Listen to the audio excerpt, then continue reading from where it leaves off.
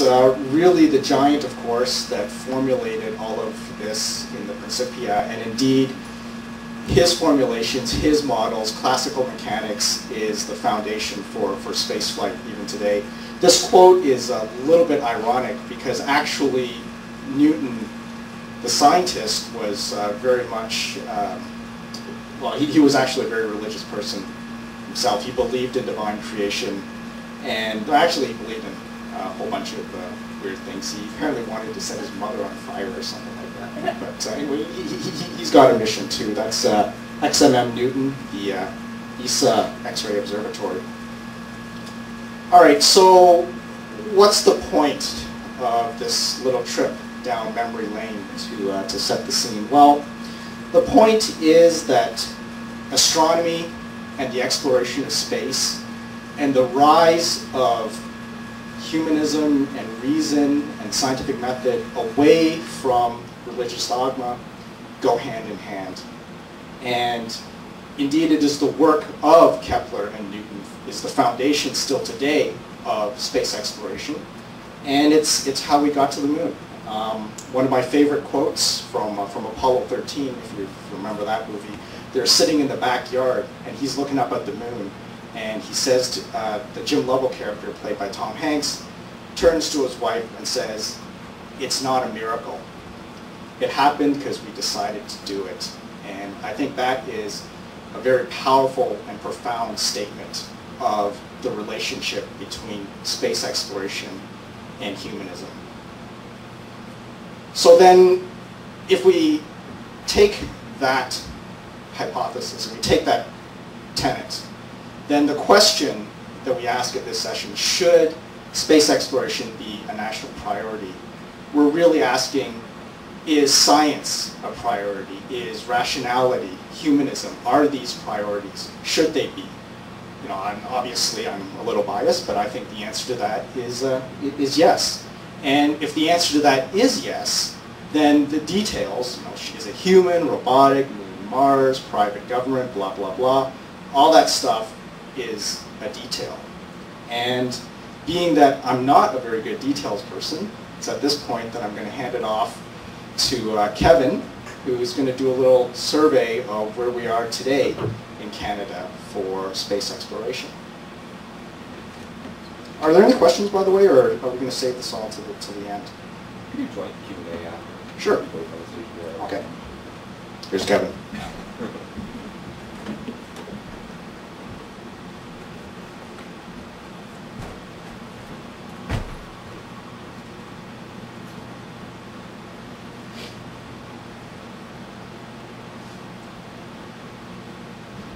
Okay, well, evening everybody, and as Eric has now set the stage, I'm going to bring it probably down a notch from a philosophical perspective and sort of do a bit of a whirlwind tour of what Canada's efforts are specifically in human exploration or just space exploration in general.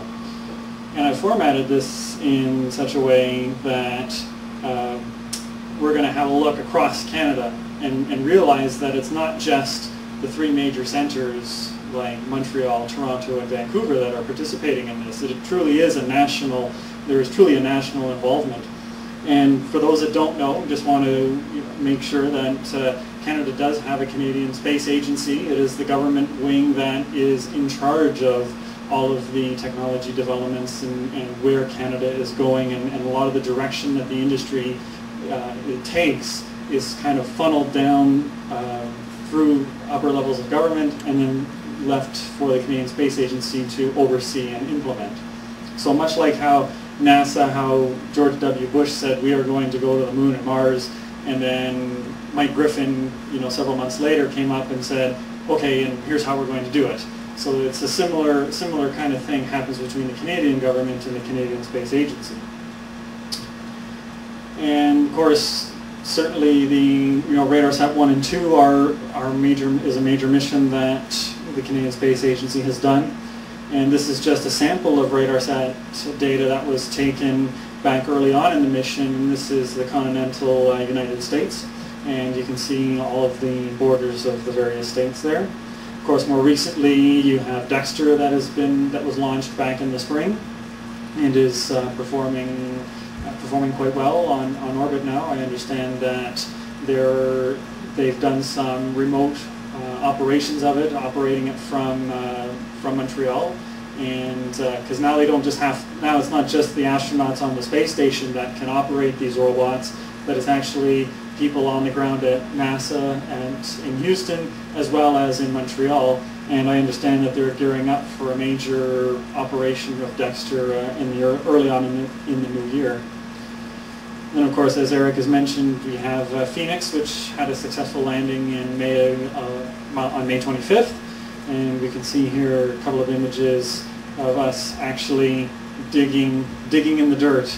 And one of the interesting things that has come up and has been confirmed now is that the actual existence of water ice on the surface of Mars, and you can see sort of some indication of it here. This is actually Martian snow or permafrost that is found just below the surface. This is about 1 or 2 centimeters below the surface of Mars. So basically, if you lifted up, a section of sod in your backyard, that's about as deep as what this is, and you can actually see some of the snow there.